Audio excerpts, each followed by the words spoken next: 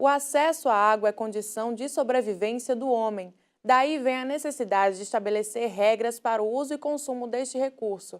Tendo em vista a grande proliferação de atividades relacionadas com a exploração hídrica, a regulamentação dos recursos hídricos de uma maneira geral é realizada por inúmeras normas que compõem as políticas de recursos hídricos e um dos pontos chaves nessa questão é a gestão das águas, o assunto de hoje do nosso programa. O tema jurídico está no ar.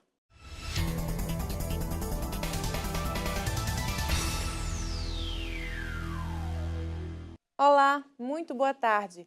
Um dos objetivos da Política Nacional dos Recursos Hídricos é assegurar à atual e às futuras gerações a necessária disponibilidade de água em padrões de qualidade adequados aos respectivos usos, o que também justifica a regulamentação de procedimentos para controle da qualidade da água para consumo humano e seu padrão de potabilidade. Para falar sobre esse tema e dar detalhes da atual situação hídrica do Estado, especialmente de Campina Grande, nós recebemos aqui o gerente regional da CAGEPA, Ronaldo Menezes. Ronaldo, muito boa tarde e seja bem-vindo ao Tema Jurídico. Boa tarde. Ronaldo, para começar a nossa conversa, a gente queria saber o que é que a legislação diz a respeito da questão da distribuição da água e dos recursos hídricos. É importante ressaltar que a água, inicialmente, ela está nos mananciais, ela está pronta para ser utilizada pelos diversos usuários. Então, no Brasil, já há legislações que tratam dessas diversas nuances. Por exemplo, a Lei 9.433 de 1997, ela trata justamente da gestão do uso da água. O que é gerir? Definir quem são os usuários, definir também os valores que cada usuário pode consumir e, de modo geral, definir a política nacional do uso desses recursos. Por outro lado, a água para ser distribuída à população, que é água potável, já faz parte do sistema do saneamento.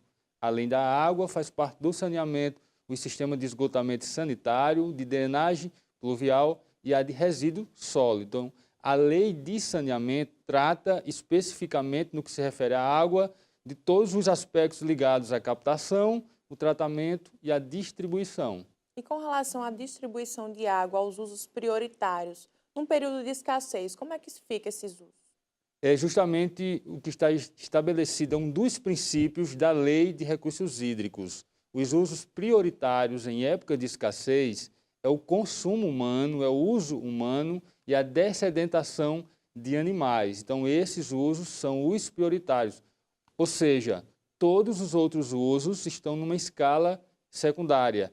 Só para citar um caso bem prático, no açude de Boqueirão, na época atual, devido à crise, à escassez, a irrigação, por exemplo, está proibida.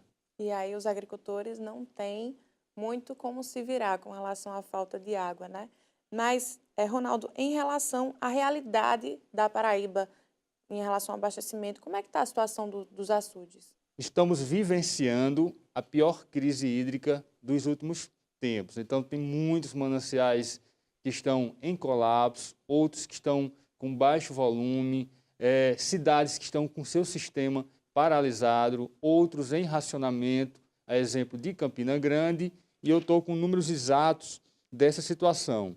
Então, existem 81 municípios que estão com seu abastecimento normal, outros 85 estão em racionamento, ou seja, devido ao baixo nível do manancial, a água é distribuída em dias alternados. A gente tem 31 municípios onde o manancial entrou em colapso, então não há sistema de distribuição funcionando de forma convencional.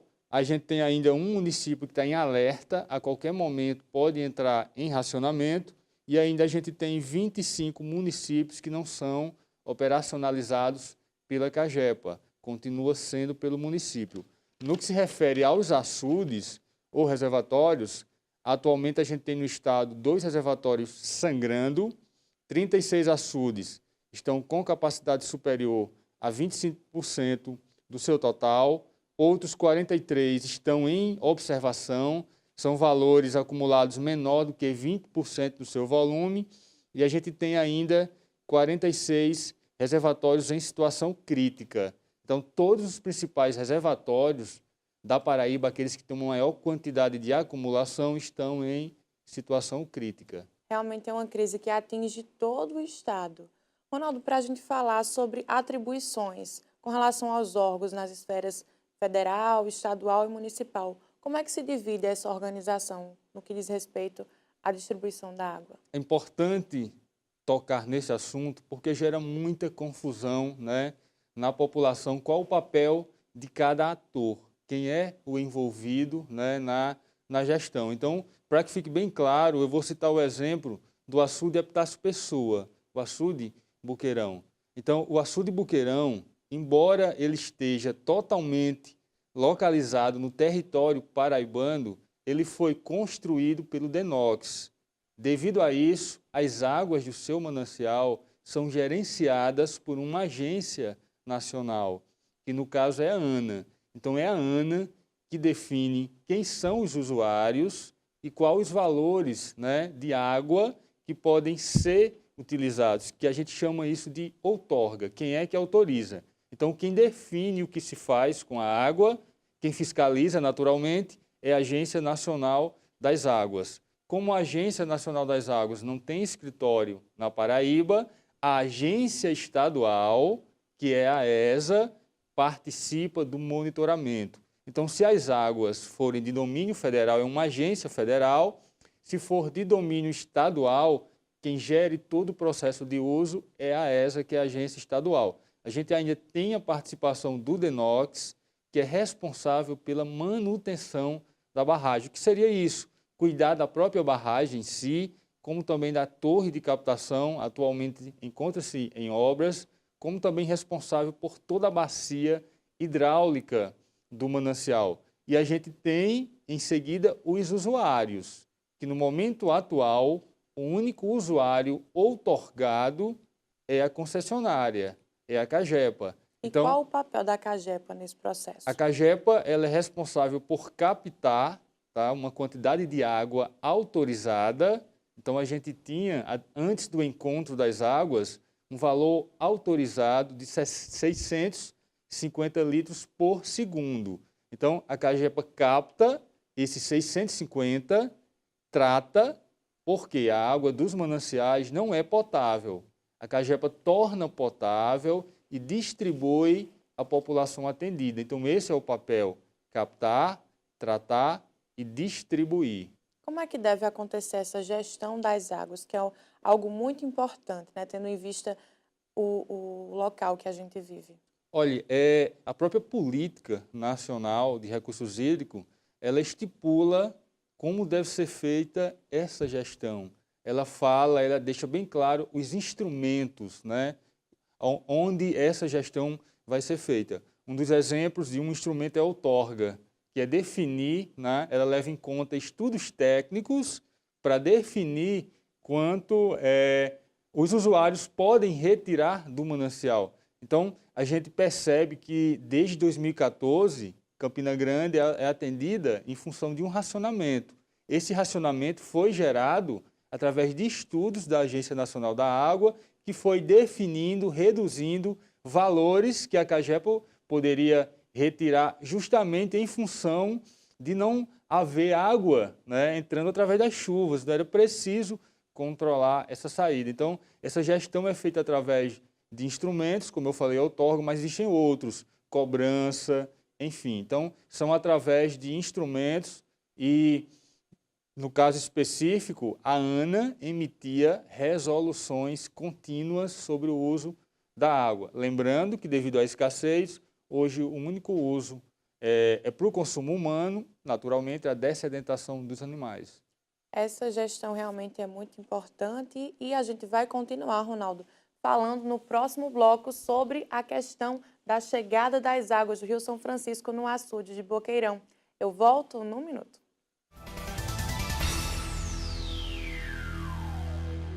Estamos de volta com o tema jurídico. Há quase 3 anos, Campina Grande e outras 18 cidades da região da Borborema estão em racionamento. A chegada das águas do Rio São Francisco ao açude de Boqueirão representa uma solução para essa crise hídrica. Vamos relembrar como foi o encontro do velho Chico com as águas que ainda restavam no espelho d'água do Epitácio Pessoa? O que não faltou por lá foi emoção. Confira na reportagem. No caminho para o sítio Mirador, zona rural de Boqueirão, encontramos seu Francisco, que estava emocionado após ver a água do rio, encontrando com o pouco de água que ainda restava no açude de Boqueirão. Muito aliviado e imaginando que de hoje a um ano as coisas estão muito diferentes do que está. Acabou-se tudo no estado da Paraíba, comércio de Campinas não tem, aliás, de todos os cantos do estado da Paraíba. Tem uma tristeza, morrendo de bicho de sede, morrendo de bicho de fome, até gente passando necessidade, mas confiando no Pai Eterno, agora vai melhorar a situação. Quem tem a oportunidade de ver de perto a beleza da união das águas do Rio São Francisco com as do espelho d'água do açude Epitácio Pessoa se encanta. Teve até gente que fez plantão para acompanhar o encontro histórico. Só saímos daqui quando a água se encontrou mesmo às 8 horas da noite. Agora, aos poucos, o Barro Seco vai tomando outra forma. É o velho Chico chegando após percorrer um longo caminho, cheio de obstáculos e problemas técnicos pela frente. De Monteiro até Boqueirão foram 130 quilômetros e 41 dias. Agora, a água ainda precisa percorrer cerca de 8 quilômetros até alcançar o balde do açude. São 148 quilômetros de extensão de calha de rio em terreno natural. Em alguns trechos, algumas intervenções elas foram feitas, fazendo com que a água corresse na sua calha com mais suavidade. Em outros trechos, tinham bastante obstruções, como poços, bancos de areia, muita vegetação, então isso dificultou. Teve também nesse processo as chuvas que ocorreram em Caraúbas, em São Domingos, que favoreceu esse avanço. Se não me falha a memória, até a água chegar em Poções e até chegar aqui no Mirador, 41 dias que estava dentro dessa previsão. As águas da transposição devolveram uma alegria a um povo que sorri depois de mais de 5 anos de seca. Seu José imaginava que as águas não chegariam. Eu dizia, talvez que na idade que eu estou, que eu nunca vi essa água chegar, mas graças a Deus deu para ver a água chegar, né? E o açude vai tomando água, e a gente vamos voltar a trabalhar e pescar, pegar peixe, né? A gente que vive de agricultura e da pescaria. O açude de Boqueirão estava com apenas 2,9% da capacidade, pior nível desde a fundação na década de 50, e agora recebe as águas do Rio São Francisco. Para sair do volume morto, é preciso que o reservatório fique com pelo menos 8,2% da capacidade. Aí só o tempo é quem vai dizer, porque Campina Grande tem uma demanda e a gente vai observar isso aí, além da demanda de Campina Grande e as cidades circunvizinhas, para ver o que também ele vai repor no manancial. Cerca de 1 milhão de pessoas de Campina Grande e outras 18 cidades da região da Borborema que enfrentam racionamento aguardavam ansiosas por essa água. De acordo com os moradores, a água vai dar um novo ânimo à população, principalmente a quem busca o sustento na agricultura familiar. Quando sair do racionamento, aí eles vão fazer uma reunião para dizer quando é que vão começar a plantar. A cada instante vai chegando mais gente para admirar a paisagem sendo transformada. Dá para ver que, em meio à vegetação seca, ali, bem pertinho da água, o verde renasce. Esse pescador trouxe o filho para conferir de perto o encontro das águas e fez questão de banhar as mãos para eternizar esse momento. Coisa mais bonita de que essa. Hoje em dia todo mundo rico com essa água passando aí. Ronaldo, como a gente viu aí na reportagem, muita alegria das pessoas, principalmente dos agricultores e pescadores daquela região. E agora, com a chegada dessas águas, o que é que vai mudar? Como é que vai ficar a questão do racionamento em Campina Grande? É importante lembrar, primeiro, que estamos consumindo o chamado volume intangível ou volume morto. Que volume é esse? É aquela quantidade da água que a gente não consegue mais captar através da tomada convencional do açude, ou a tomada de fundo, ou seja, a água captada por gravidade.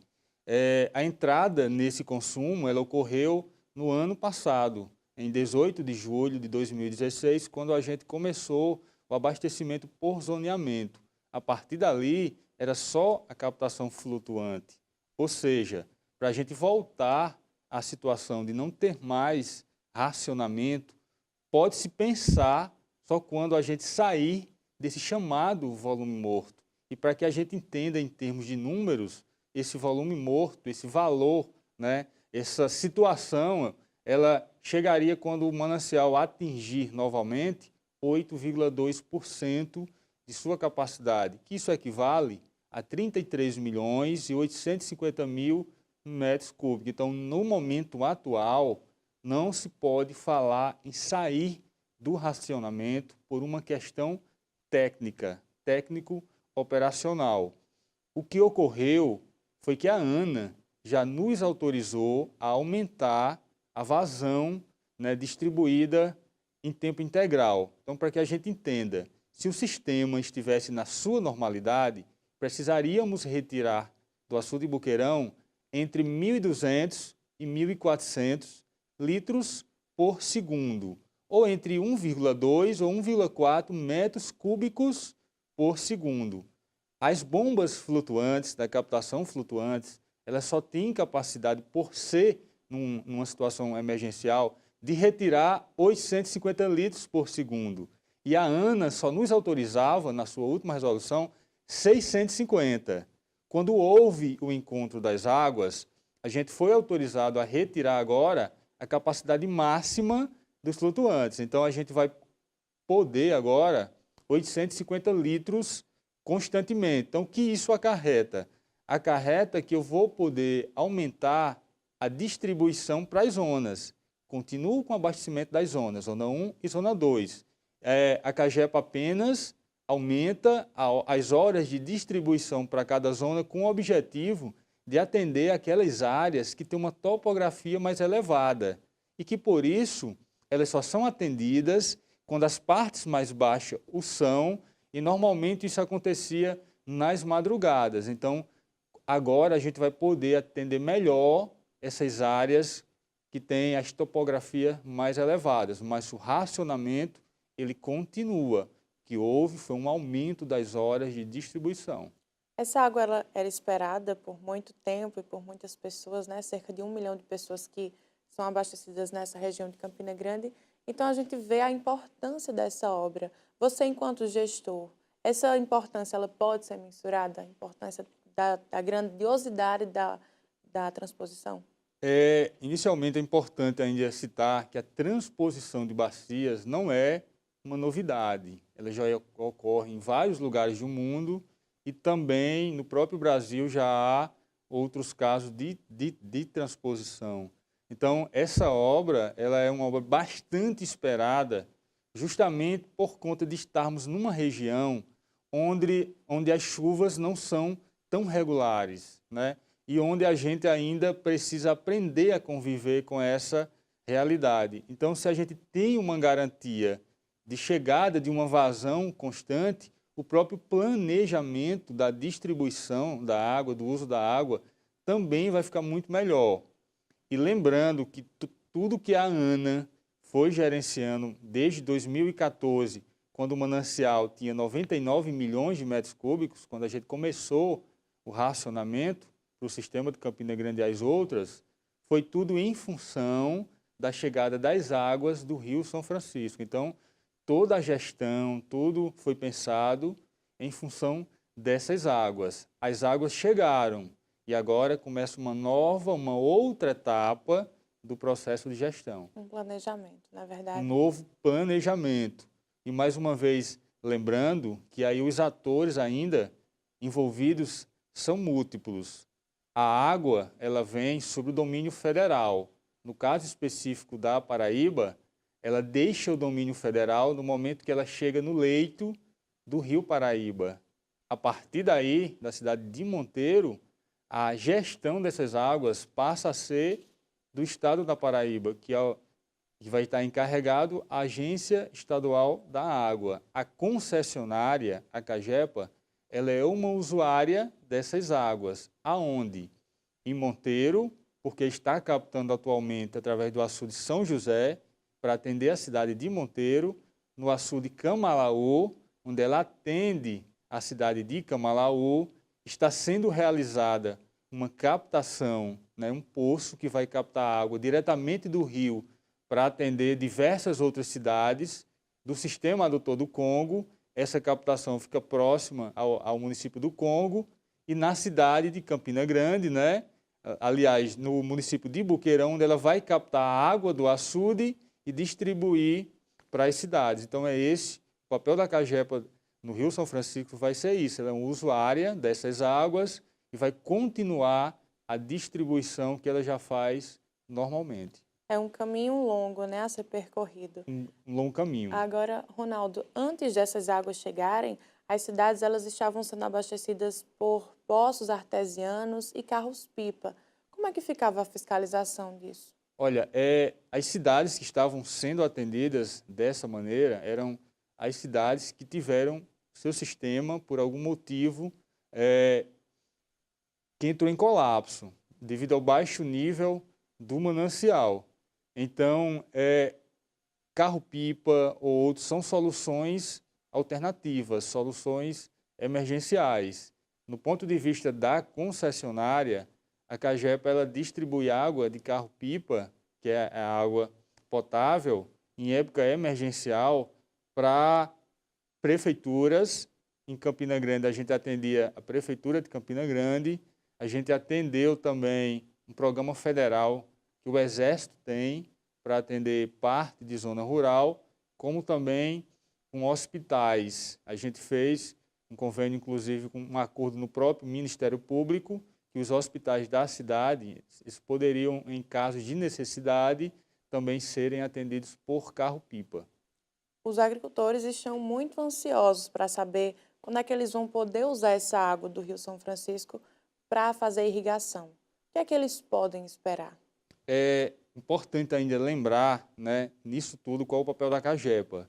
A Cagepa ela vai captar a água e ela atende aquela população usuária do sistema público, ou seja, a população que tem uma ligação à rede da Cagepa, onde essa água passou por todo o processo de tratamento. Os irrigantes, quem mora próximo ao rio, isso será uma segunda etapa, né? A primeira etapa, que eu acredito, vai ser aquela estabelecida na própria lei de recursos hídricos. Então, eu acredito que um cidadão que mora próximo ao rio, ele vai poder consumir a água para o seu uso próprio, o uso de suas atividades diárias e para alimentar as suas criações para subsistência. Todavia, se essa água for ser utilizada para irrigar com o objetivo de comércio ou também criação de gado para corte, isso é uma segunda etapa, onde a ESA vai fazer um cadastramento, vai definir como será a outorga, a autorização. Eu acredito que, num primeiro momento, isso não deve ser autorizado, até porque é o processo inicial, é um processo de adequação para todo mundo, inclusive para o órgão gestor. E tudo tem que ser feito na etapa certa. Na etapa certa, com todos os critérios de fiscalização, porque tem que haver fiscalização justamente para ver se o que foi definido no processo de gestão está sendo cumprido, porque senão acaba atrapalhando todo o planejamento e gerando muitos conflitos. Isso mesmo. A gente vai fazer mais um intervalo e na volta voltamos com mais tema jurídico.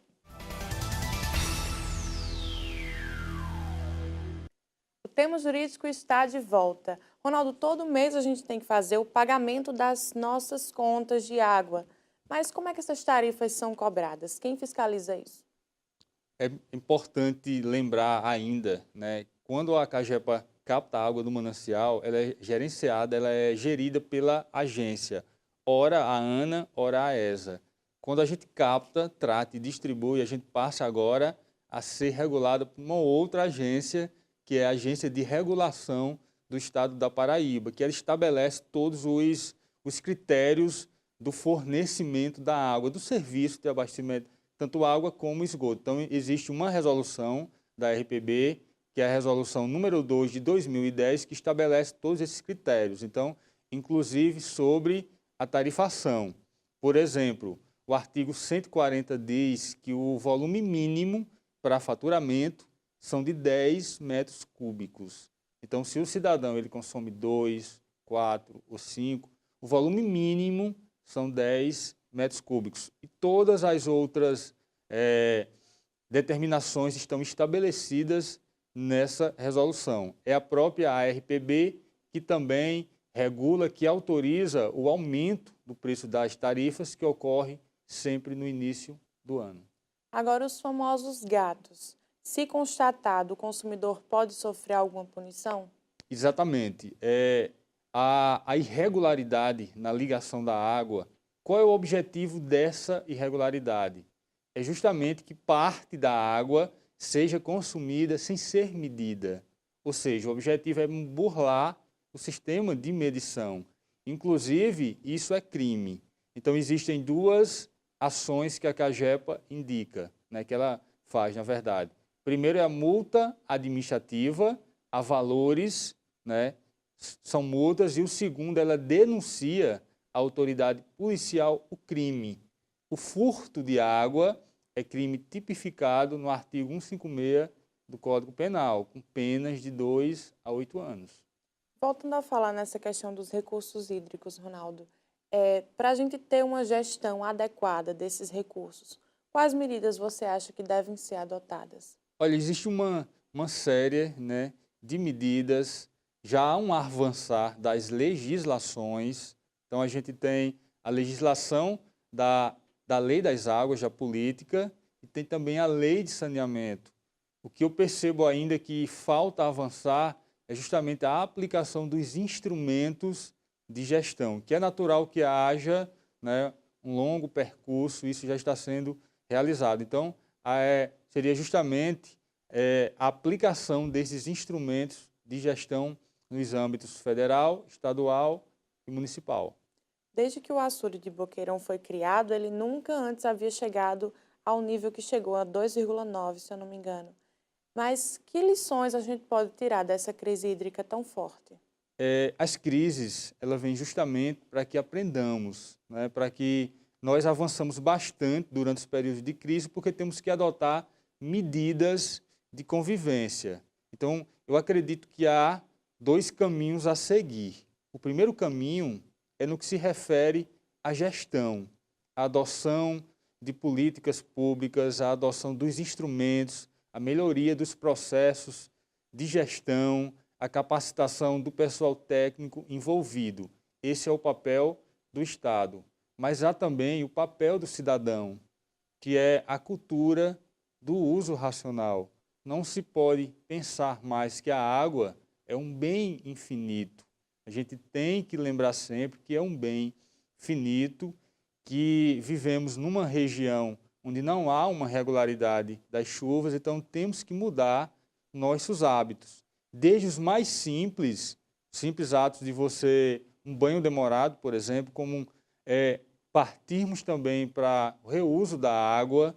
Então, há uma série de medidas no âmbito estatal, Estado como ente, e também para o cidadão como ser, né, consumidor diretamente da água. Essa questão da conscientização é muito importante, porque a água do São Francisco chegou, mas não significa que a gente não pode e deva continuar economizando, não é isso? Com certeza. A água, como você bem falou no início, ela tem um longo percurso e pode haver problemas nesse percurso.